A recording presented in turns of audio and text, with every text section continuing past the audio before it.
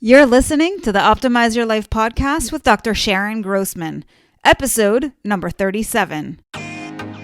Welcome to the Optimize Your Life podcast with me, Dr. Sharon Grossman.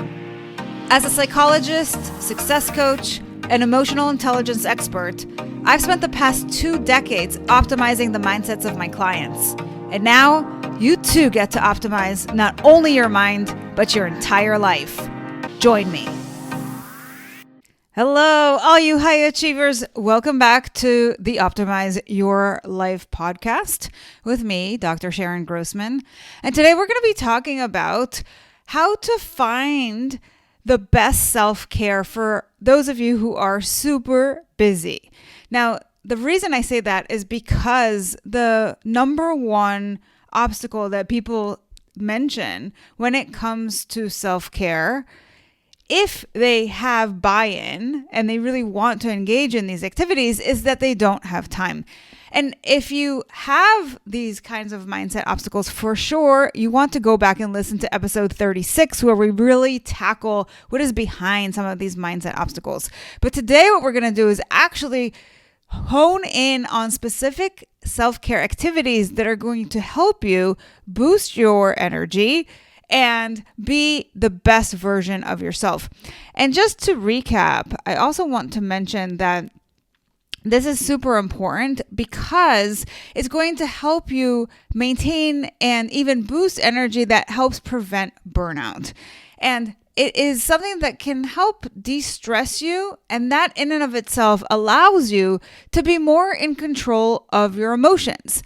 A lot of times people think that self-care is very self-indulgent and maybe even selfish. And before we even dive into this, I want to just mention that self-care is nothing else but an act of love. And you have to realize how important it is for you to be able to sustain your energy and be able to show up and do your work in the best possible way. And because it's not a one-size-fits-all, I'm going to share with you a variety of different strategies, and it's up to you to decide which ones you want to take on. And the way that I'm organizing the content for this is I wanted to align with specific activities that are focused on you. And I'm going to break that down into 2 areas, external and internal. And then we're going to focus on self-care activities that have to do with your relationships with other people. All right. So with all that, let's jump right in. I often see people focused in on self-care activities that are external in nature. And these are important because, well, let's just say they are the easiest ones for us to do. They take the least amount of motivation and they help us look better and maybe even feel better internally without having to do a lot of work. So these are things like if you go for a facial or a massage.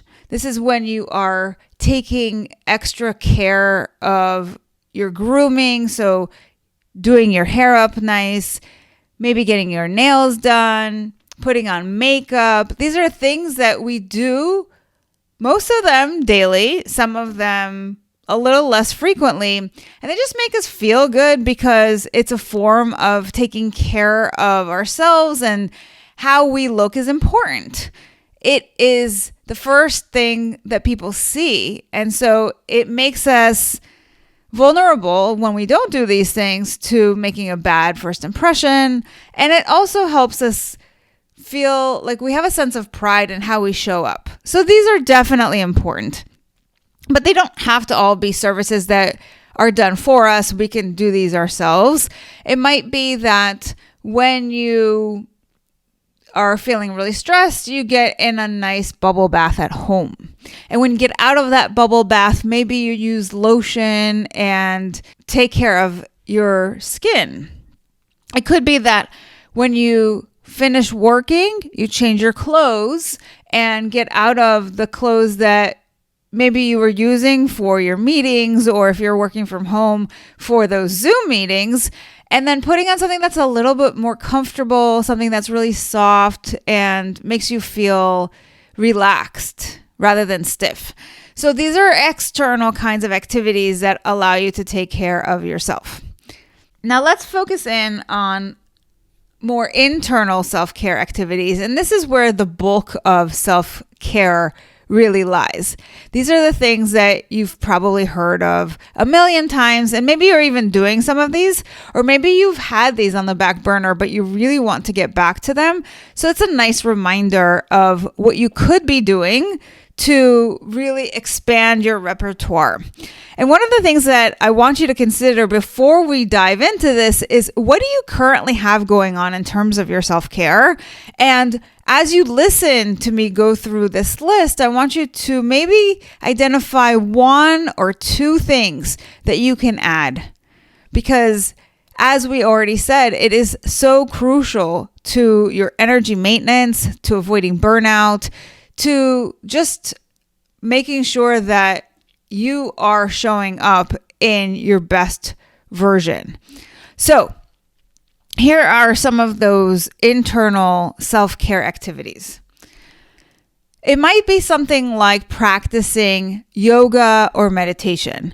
And in order to do these kinds of activities, if you're super busy, then you want to also consider when you do it. And one of the things that I always recommend is, especially if you have kids, is to wake up a little earlier than the rest of the family. So if everybody's waking up at 7, maybe you wake up at 6:30 or even 6, and you have that alone, quiet time for yourself before all the chaos begins. You start to create that time and that space where you sit down and you do your daily morning practices. It might be writing in a journal. And this is something that can happen first thing in the morning or even after work or before bed.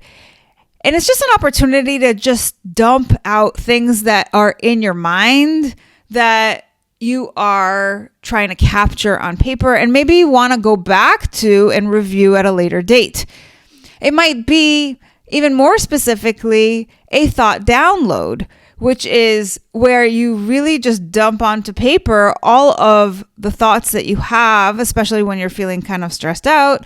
And then you can examine them one by one to see which ones are useful and you want to keep, and which ones maybe aren't so useful because they're making you feel even more stressed out, and how you can change those thoughts.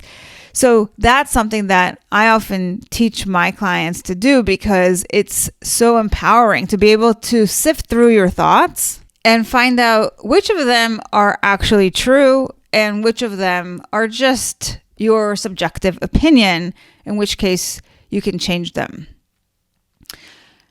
I love to listen to podcasts when I have extra time, and I like to couple that activity with either driving, or if I'm going to go for a walk for exercise and fresh air, then that's when I do that. And what's so great for me about that is that it really takes me to another place.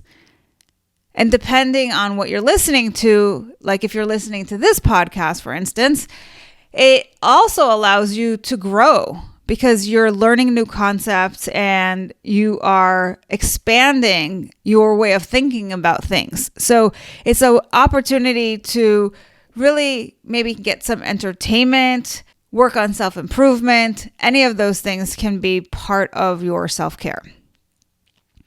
Now, when you are going through your day and you're working those long hours, part of self-care, even in the middle of your day, is to make sure you've got built-in breaks. It's so easy for us to just power through because we're not focusing on how much energy we have. We're focusing externally on what time it is and how many more things are on our to-do list. But that's really not sustainable. And so part of your self-care is to be able to say, I am working from this hour until this hour, and then I take a break for X number of minutes, and then I go back to work for a specific session of time. And then I have my lunch break, and then I take another afternoon break, and then I'm done by X hour. So really being specific about what that day looks like with built-in breaks is super important so that you're not running on steam. And what do you do when you're going through your day and you do feel like you need a breather? Well, that's what you do then. You breathe. And a great way to do that is something called box breathing or square breathing, which is where you have equal lengths for your inhales and your exhales. And so you really break that down into 4 parts. Inhaling on a certain count. So let's say four counts. So 1, 2, 3, 4. And then you hold it at the top for that same count of 4.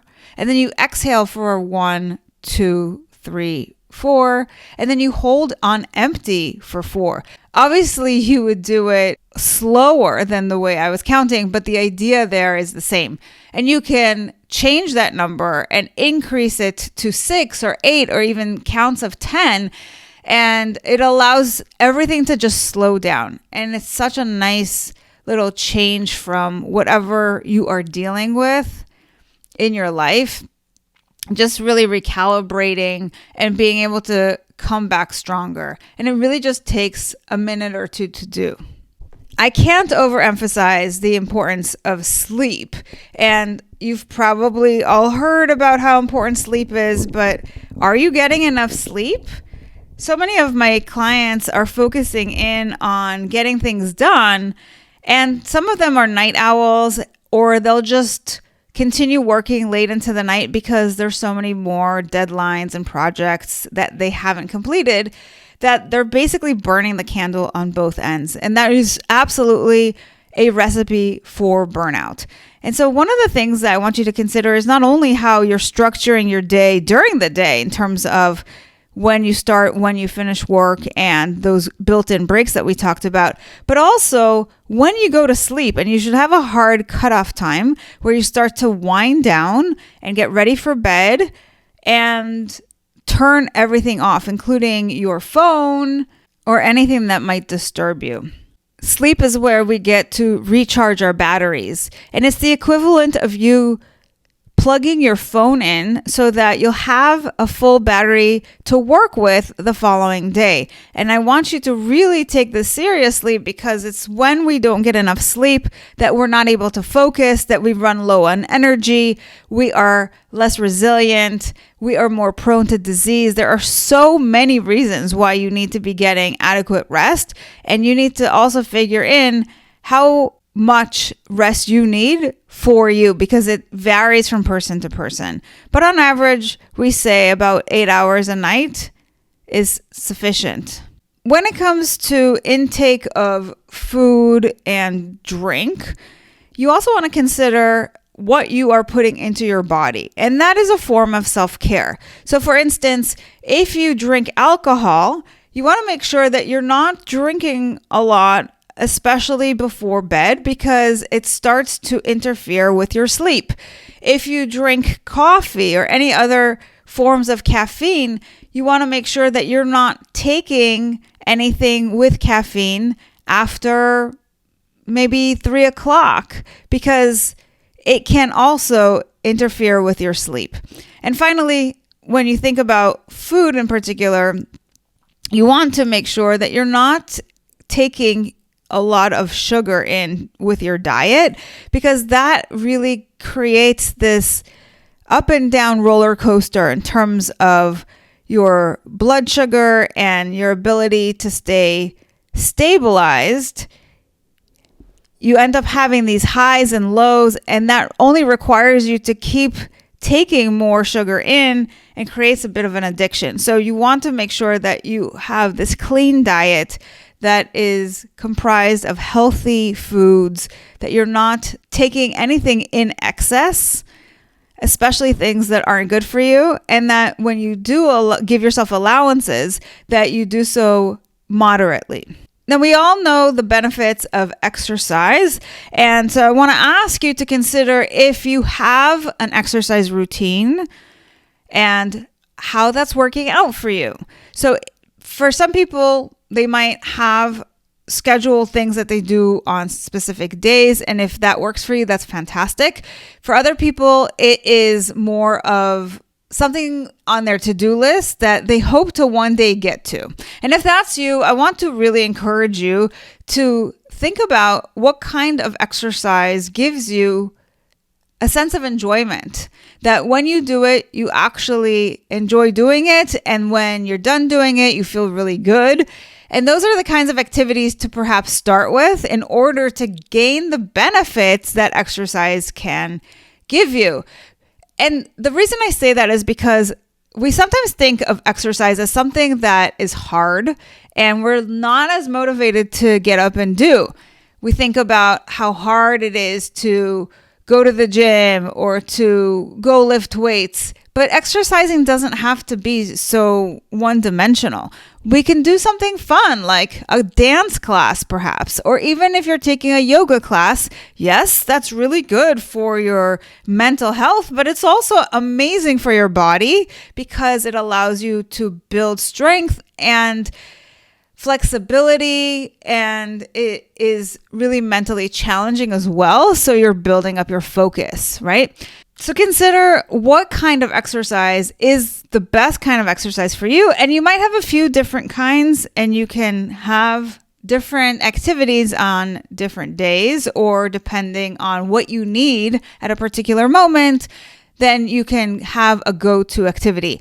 So for instance, if you want to increase flexibility, maybe you focus on yoga. If you want to de-stress, maybe going for a run is a good option. And if you want to focus in on building strength, maybe you go lift weights. So ultimately, you want to focus in on what is your health goal. Now, I know that you might be very busy with work and family stuff, but you also want to think about where you make time just for your leisure activities. Maybe you have hobbies. Maybe you want just some alone time to read a book. Whatever it is, you want to factor that into your schedule because it is something that really allows you to feel like there's more to life than just the essentials. This doesn't have to be daily, although it can be, but you want to make sure that you have put this into your schedule so that you make sure that you get it done. Something that I tell a lot of my coaching clients to do as we're working together to build micro habits is to make their bed every single morning when they wake up. The reason I consider that an internal self-care practice is because you are organizing your environment. So think about what you feel like when you walk into your hotel room and your bed is made versus when you walk into your hotel room and the cleaning person has not made your bed, which has been more the case during COVID recently. I know that when I walk into my bedroom and the bed is made, I feel a very different way. I actually feel more at peace than when there is chaos in my environment. So in general, I think organizing your environment and your space is super important. And a really simple way to get that started is to just get in the habit of making your bed. There are so many different self-care practices that I could share with you. And I don't want to spend too much time on going through all of them because you've heard them all before. But just really quick, a couple of other ones I want to mention are making sure that you stay hydrated throughout the day, making sure that you aren't taking in too much negative media and that you have some boundaries around that. And ultimately, one of the most important ones, if not the most important one, is your relationship with yourself and how you treat yourself. What I mean by that is that you have more self-compassion. That is perhaps the most important self-care strategy because you are in your own head all day long. And maybe you push yourself too hard. And if you do, that is not a way of taking care of yourself. So you have to know what your boundaries are in terms of what you're able to do without overexerting yourself. It's not about putting more things on your plate, especially as we're talking about these self-care practices. It's about really taking care of yourself. None of these self-care activities are meant to stress you out. I want you to think about all the things that you do, whether it's the things that we've already mentioned or the things that you've been doing that are part of your daily essentials. Let's take the example of cooking dinner. we can easily fall into the trap of saying, oh, I'm too tired. I don't feel like making anything. But you can reframe that whole business by just saying to yourself, this is how I get to nourish my body. And when you reframe what you're already doing as something positive that is associated with self-care, perhaps you don't even need a lot of additional self-care activities, because that in and of itself is self-care. Making sure that you're eating healthy and preparing those meals is a great way of nourishing yourself. So think about what else you already do that you can just frame as self-care, because it is, and maybe you haven't been giving it credit, and maybe you've been dreading it, and when you reframe it, you'll be able to look forward to doing it more. So far, we've talked about a variety of self-care activities that are external and internal that can really help to shape your relationship with yourself. I want to end on a note that really focuses in on self-care activities associated with other people. And there's really just one thing to say here, which is very important, and it's not to be undermined. And that is having boundaries with other people. I just talked about having boundaries with yourself and understanding like how much you can actually do without overexerting yourself. And I think it's also really important to have that understanding, because people are going to come to you with a lot of requests. They're going to want your time and your energy for all different things. Some of these requests are things that you have to do as part of your job and that are understandable. But people are going to be coming to you from all different walks of life, asking you for your attention, for your time, for your energy, because they want to make a sale, because they want you to listen to what they have to say, because they need help with things, because they're too lazy to do things on their own. For so many different reasons, people will come to you requesting a piece of you. And it's your job to preserve all of your pieces and to decide where you give your resources. Where do you allow somebody to take a bit of your time? So when we were focusing earlier on media and not exposing yourself to too much negative media, you also don't want to spend too much time on maybe social networks that require you to listen to what everybody else is talking about, especially if it detracts you from focusing on your work or are exposing you to a lot of advertisements. It could be that you are really diligent about saying no to people who ask you to show them how to do things because they're too lazy to figure it out on their own.